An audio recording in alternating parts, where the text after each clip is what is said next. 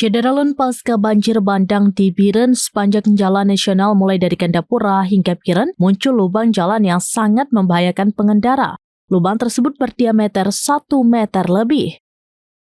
Pantauan pada Jumat 15 Januari 2026 malam di kawasan Cotgapu Biren, lubang jalan membuat pengendara roda 4 maupun roda 2 pada titik tertentu berjalan zigzag untuk menghindari lubang.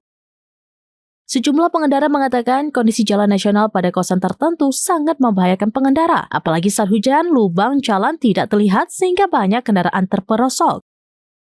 Muslim, salah seorang pengendara mengatakan setelah banjir bandang, lubang jalan semakin banyak dan melebar dan dalam.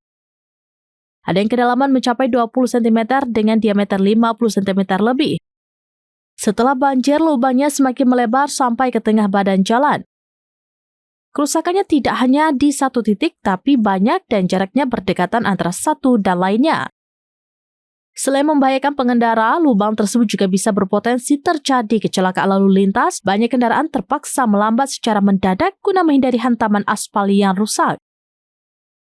Pejabat Pembuat Komitmen atau PPK 13 Provinsi Aceh Isnanda beberapa hari lalu mengatakan BPJN Aceh juga tengah menangani kerusakan jalan di ruas Medan Banda Aceh khususnya ke arah timur Simpang 4 Kota Biren.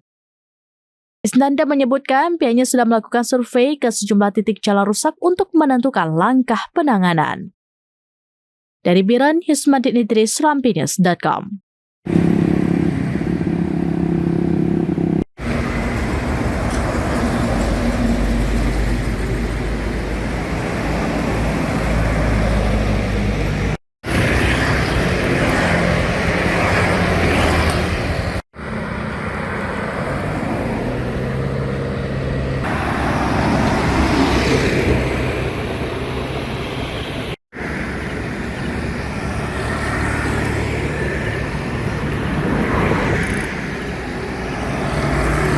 Download Tribun X sekarang, menghadirkan lokal menjadi Indonesia.